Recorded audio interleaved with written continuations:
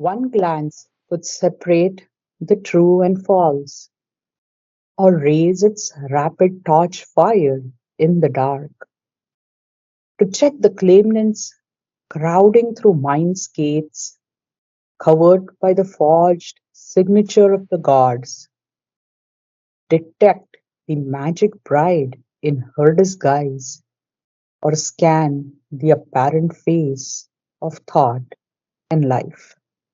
So a few things here we could talk about. Mhm. Uh, the word "and," you are missing the D. Okay, Mo- and mo- Most people miss it. uh-huh. Separate the true and false. Okay. The second one is torch fire. You said torch fire, but when Sri Aurobindo hyphenates a word, it Uh-huh. becomes hyphenates two words, it becomes one word. It becomes torch fire. Okay. Torch fire. Yes.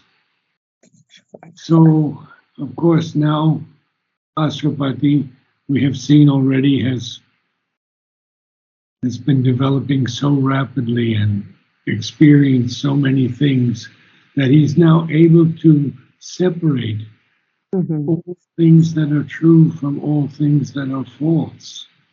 Right.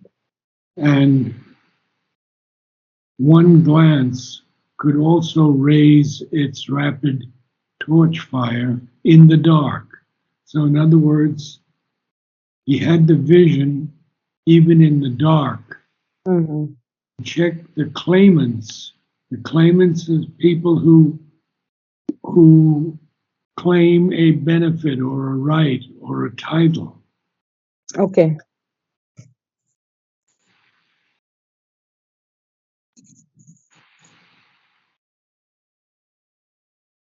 Okay.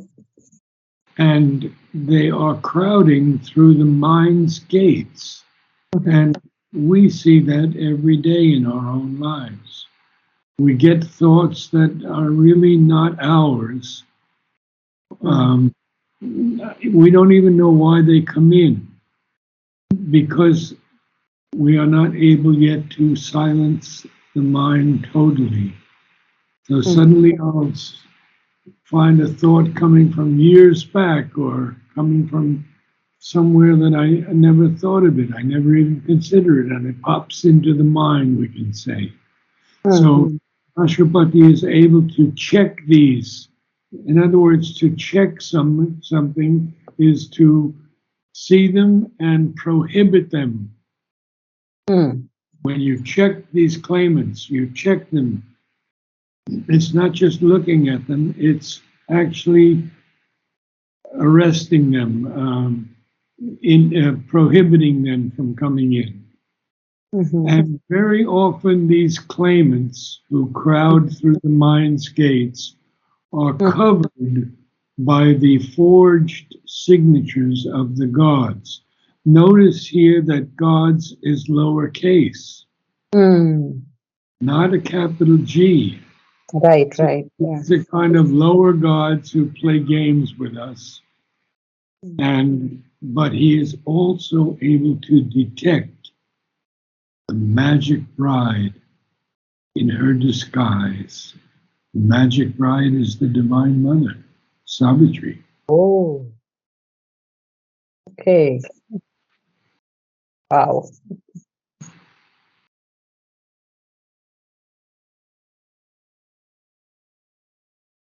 Narad, so one thing I want to sort of get a little clarity on.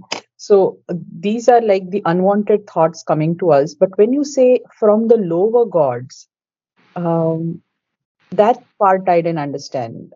I mean, how to associate that with maybe, even I get thoughts, some from some past incidents which are really not to be thought about right now, doesn't apply to present or my future, but still I understand they keep coming. But this association that it's with the lower gods that play with us that you specifically said, can you throw a little more light? So, uh, Well, there are a few telling words here that we have to look at. You see, we always have to look so carefully at mhm, all in Savitri. First, we see that these claimants Mm-hmm. who crowd through the gates of the mind. Mm. They are covered, hidden by the forged signatures of the gods. So we Mm. see they are forged signatures. They are not real signatures. When you forge something, you make it seem like the real thing, but it's not. Okay, right. Yeah. So here those things who are crowding through mind's gates. And the problem of this crowding through the mind's gates that we all have is that it never stops. Mm. The thoughts are always coming all Mm. day long. They will even come at night if we allow them, and we usually do. Mm. So they come crowding through the gates of the mind, but they're covered, hidden by the forged signatures of the gods. So we see that these have no true value for us. And Ashwapati is seeing this, that Mm. that these claimants Mm-hmm. uh, are meaningless, Okay. and they are crowding through the mind's gates, and they're covered even by the forged signatures of the gods. But then he switches us around, which is incredible. He says, "Detect the magic bride in her disguise." Mm-hmm. Well, the magic bride is always disguised. Did I tell you the story of Huta asking Mother, "Are you really the Divine Mother?" Did I ever Uh, tell you that? I think so, but would like to hear again. Okay, well, one day she went to Mother. She Mm-hmm. was with Mother regularly because she was painting Savitri paintings. So she looks at Mother, she says, "Are you really the Divine Mother?" And Mother said to her, "Come tomorrow." Oh my gosh. When Huta told me this, she was trembling. She said, "I came in and Mother showed me from her waist up who she was." She said, I she had no words. She was absolutely speechless and trembling. Mm-hmm. So now we see that Asupati could also scan. Mm-hmm. Now, scan something we know, of course, from our progress in the digital field that you can scan anything, even with a camera, even with a cell phone. Mm-hmm. But scan the apparent. Apparent is something readily seen. If it's apparent, it's readily seen. It's open to view. Mm-hmm. It's easily perceived. Right. We would even say it's plain or clear, the apparent face of thought and life. Mm-hmm. Imagine that. He could see everything. He could see that thought, everything about thought and everything about life. Now, Okay. okay, we are up to this point, we are seeing the power that is now in Ashwapati, Mm-hmm. whose inner vision is almost all powerful. Now, the next thing that happens here, and I want to share this with you because it's important, Mm-hmm. um, we have a small break. You see that break in the book? It's a Yeah. little indentation. Yes. So in this break, Sri Aurobindo will take us into another realm of experience. Others do not agree with me that I feel we should always take a few moments to digest as much as possible what we have read and understood or experienced in the previous section. Then, Mm-hmm. as Sri Aurobindo indicates, continue the story. And it begins with these marvelous lines on inspiration. And it's a passage that is so incredible. Okay. Begin reading. Sure. Oft inspiration with her lightning feet, a sudden messenger from the all-seeing tops, traversed the soundless corridors of his mind, bringing her rhythmic sense of hidden things. So we have two pronunciation problems. Mhm. Traverse, traverse, Traverse. Okay. not traversed, but traversed. Traverse. Okay. Tra- And the second one is something that most people get wrong. It's not rhythmic, it's rhythmic. okay. Rhythmic. Rhythm, Rhythm. rhythmic. See, there's Rhythm. no rhythm, there's no between the H and the M. It's just rhythmic. Rhythmic. Okay. Good. Rhythm. Okay. We're not going to get too far today because this is so powerful, but we don't have to get far with Mhm. Savitri. We just have to go as deep as possible. Mm. So now we have inspiration, and inspiration has lightning feet, so fast. And I'm reminded here of Alexandra David Neal and her experience of seeing the mailmen in Tibet flying over the ground with their feet 1 or 2 feet in the air, and they carry the mail. They could go 400 miles in one night. Wow. Okay. And she saw them. She was sitting there and she would see them. These are like So the actual. inspiration is like that. It has lightning feet. And these mailmen in Tibet had lightning feet. They didn't have to touch the earth. They could just move a foot or two above the earth and go 400 miles in one evening. Amazing, Wow. isn't it? Now, so we have that already. Now we have a sudden messenger from the all-seeing tops. Well, inspiration always descends from the all-seeing tops. So we've just read the line before, inspiration with her lightning feet. But Mm. oft, which is a contraction of often. Often. So oft inspiration with her lightning feet, a sudden messenger. Oh, so inspiration is always a messenger. Inspiration always carries something to us. Mm-hmm. The great minds of the world have been inspired by inspiration. Mm-hmm. And inspiration happens very, very quickly. You get it or you don't have it at all. So great poetry is like this also. Mm-hmm. And one doesn't labor at it, but one receives when one is open to the muse. Okay. So if we are open to inspiration, we have to be in a higher state of the mind, Mm-hmm. above the physical mind, just even if it's just for a moment. Now, what is inspiration doing? Mm-hmm. Well, inspiration traversed, passed, or moved over. To pass or move over. That's what traverse means.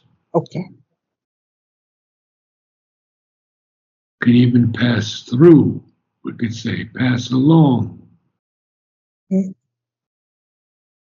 And so it passed the soundless corridors of his mind. And this tells us that Sri Aurobindo has already silenced his mind completely. Mm-hmm. It, it is a mind that is without sound. And corridors, you know what corridors are?